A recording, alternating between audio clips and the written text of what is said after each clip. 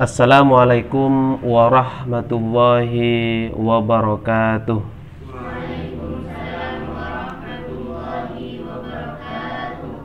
Bismillahirrahmanirrahim. Alhamdulillah kita masih bisa ketemu, bisa berjumpa kembali, bisa belajar kembali pada malam hari ini. Dan kita akan belajar ayat yang ke-51 dalam surah Al-Baqarah. Sebelum saya jelaskan, mari kita lihat dulu kitabnya. Bismillahirrahmanirrahim. Wa idh wa'adna Musa 40 laylatan summa attakhadhtumul ijla min ba'dihi wa antum zalimun. Wa idh wa'adna dan ketika kami berjanji bi alfin wa duniha, baik menggunakan alif atau tidak. Jadi ada yang membaca wa idh wa'adna tanpa alif, wa idh wa'adna. Ada yang pakai alif, wa idh wa'adna. Yang benar yang mana? Sama-sama benar. Itu namanya qiraah, ya. Musa kepada Nabi Musa 40 lailatan, 40 malam. Nu'tihi, kami memberikan hi kepada Musa indan qidaiha, setelah atau ketika sesudah atau selesainya 40 malam itu, At-Taurat, kepada kitab Taurat, lita'malu biha, supaya mereka menjadikan pedoman. Summat tahaltumul ijla, kemudian kalian menjadikan al-ijlah kepada anak lembu. Tahu anak lembu? Tahu anak lembu? Jadi al-ijlah itu adalah anak lembu, ya, sapi itulah. Alladhi shagah, yang ditempa, lakum kepada kamu, as-samiriyuh, siapa Samiri, ilahan, kepada Tuhan. Jadi lembu ini dibuat atau dijadikan oleh Samiri sebagai Tuhan. Memba'dihi, sepeninggalnya Musa, ay ba'da dihabihi, setelah Musa pergi, ila mi'adina, untuk memenuhi perjanjian antara Musa dengan siapa? Tuhan. Wa antum zalimun, sedangkan kamu zalimuna, termasuk orang-orang yang zalim. Zalim ini namanya menganiaya diri sendiri. Zalim ini kalau dalam contoh yang lebih sederhana, yang lebih mudah, misalkan ini tahu ini apa namanya ini? Kopiah, ya. Kopiah ini kira-kira tempatnya di mana? Di kepala.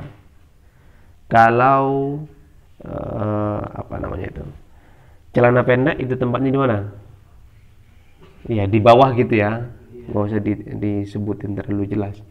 Kira-kira bisa nggak celana pendek itu dibuat kopiah? Bisa-bisa aja kan? Ya, ambil celana pendek udah letakkan di sini. Kayak badut gitu. Nah, kalau ada orang kayak gitu menggunakan sesuatu yang bukan tempatnya, itu namanya zalim. Zalim. Kalau ada di sini orang yang pakai kopiah dengan menggunakan celana pendeknya, naudzubillahi min dzalik, itu namanya zalim itu. Paham, ya? Jadi zalim itu adalah meletakkan sesuatu bukan kepada tempatnya. Sampah, misalkan nih, sampah ini kira-kira diletakin di mana? Di tempatnya sampah, makanya buanglah sampah pada tempat. Kalau ada orang yang buang sampah bukan pada tempatnya, itu namanya juga zalim. Bisa dipahamin ya? Nah, gitu. Lanjut dulu. Ittakhadahu, menjadikannya, liwad'ikum, atau untuk meletakkan kamu, atau karena meletakkan kamu, al-ibadata, kepada ibadah, fi ghairi mahalliha, pada selain tempatnya ibadah. Jadi pada ayat yang ke-51 ini memiliki kaitan dengan ayat yang sebelumnya, di mana pada ayat-ayat yang sebelumnya itu menggambarkan tentang nasihat atau pesan kepada Bani Israel. Bani Israel di sini ya seperti kita-kita inilah. Jadi ada yang bertakwa, muttaqin atau yang mukmin, ada yang kafir. Paham ya? Jadi ada yang baik, ada yang tidak baik. Itu Bani Israel. Yang perlu juga saya garis bawahi, Bani Israel di sini bukan Israel yang memerangi Palestina, bukan itu. Lain ini. Jadi kalau yang memerangi Palestina itu namanya Zionis Israel. Persis seperti kelompok-kelompok teroris yang mengebom tempat-tempat tertentu, diskotik, hotel, atau pantai-pantai dan lain sebagainya, yang sebenarnya mereka mengaku Muslim, padahal mereka sebenarnya bukan Muslim. Sama, jadi Zionis Israel itu kalau di Islam sama dengan kelompok teroris. Nah, Bani Israel yang disebutkan atau yang dijelaskan dalam Al-Quran itu bukan Bani Israel yang mengebom Palestina, bukan itu, lain ya. Nah, jadi Bani Israel di sini adalah umatnya Nabi Musa, paham ya? Atau keturunannya Nabi Yakub. Paham dulu ya sampai sini. Nah, pada ayat-ayat yang sebelumnya itu sudah banyak Tuhan memberikan nasihat kepada Bani Israel, tinggal direview lagi. Nah, pada ayat yang ke-51 ini yang saya akan jelaskan, Tuhan juga menasehati kepada Bani Israel, di mana bunyi nasihatnya adalah wa id wa'adna Musa arba'ina lailatan. Kami, kata Tuhan, akan berjanji kepada siapa? Kepada Nabi Musa setelah 40 malam itu, mereka, Nabi Musa ini akan menerima sebuah kitab yang disebut dengan kitab Taurat. Gampangnya lah, kitab Taurat ini seperti Al-Quran. Tapi kalau dikaji, Al-Quran ini lebih sempurna dibandingkan kitab Taurat. Karena Al-Quran itu disebutkan sebagai kitab yang menyempurnakan kitab-kitab sebelumnya. Ada Taurat, Zabur, Injil. Bisa dipahamin? Jadi Al-Quran ini termasuk kitab terakhir yang diturunkan kepada Nabi Muhammad yang menyempurnakan kitab-kitab sebelum. Tapi bagaimanapun, meskipun Al-Quran termasuk kitab yang penyempurna, kitab Taurat di sini juga kitab dari Tuhan, kitab yang benar. Tapi sayangnya kitab sebelum Al-Quran itu tidak dijaga seperti halnya Al-Quran.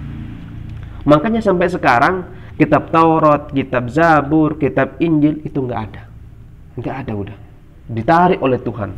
Kenapa? Karena katanya isinya itu banyak diubah oleh manusianya. Kenapa? Karena emang nggak dijaga oleh Tuhan. Beda dengan Al-Quran. Kalau Al-Quran dijaga oleh Tuhan. Makanya ada ayat itu dalam Al-Quran, inna nahnu nazzalna dzikrah.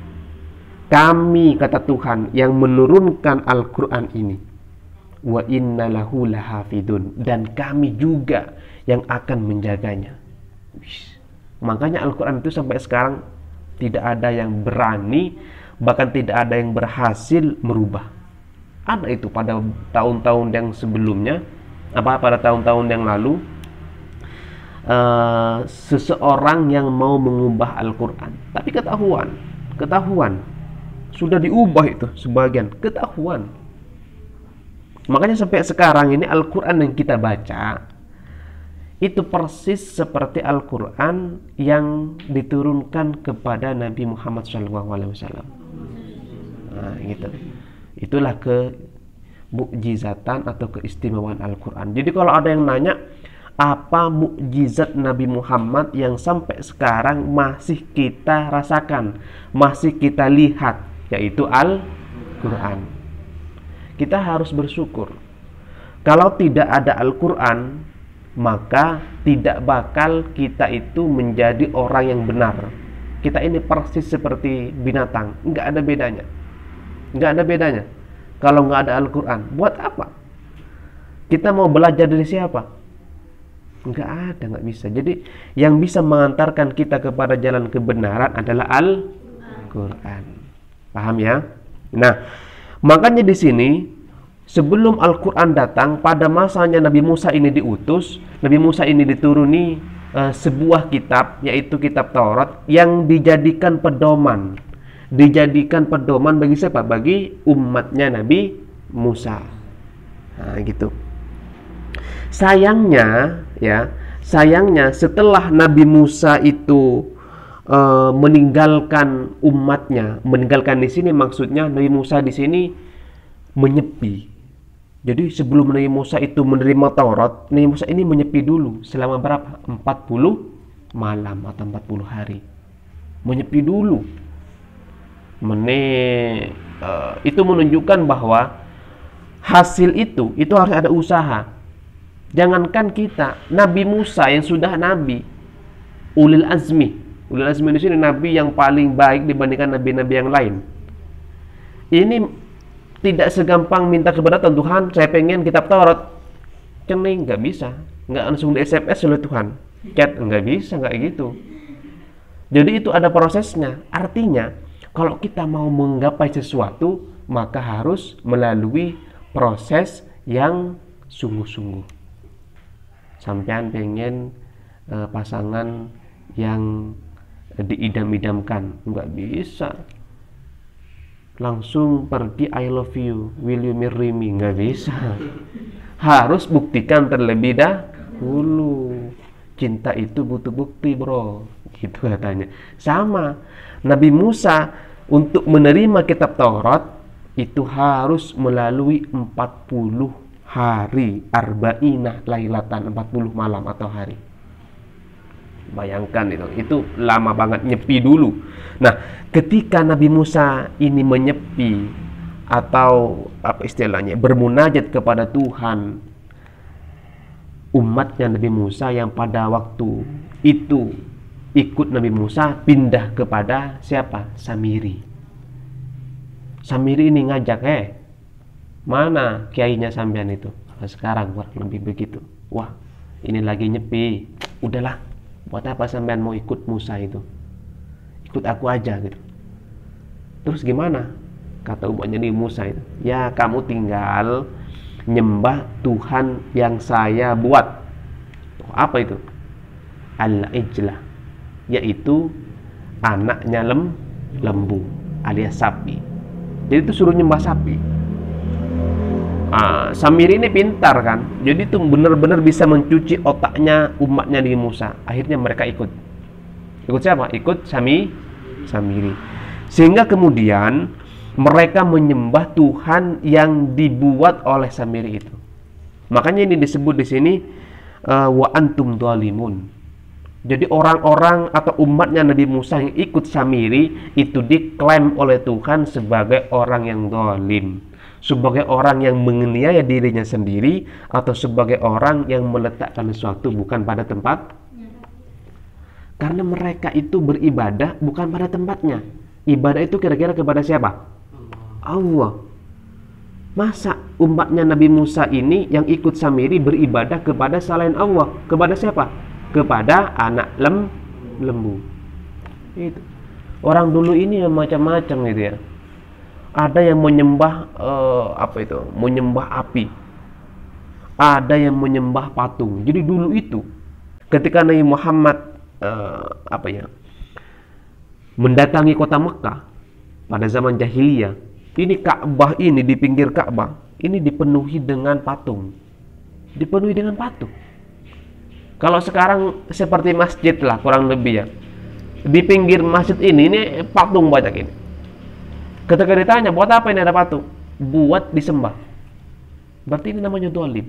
Kenapa? Karena mereka beribadah atau menyembah sesuatu bukan pada tempatnya. Seharusnya yang disembah atau kita itu beribadah itu bukan kepada selain Tuhan, tapi kepada siapa? Kepada Tuhan. Nah, itu makanya disebut dengan orang dolim.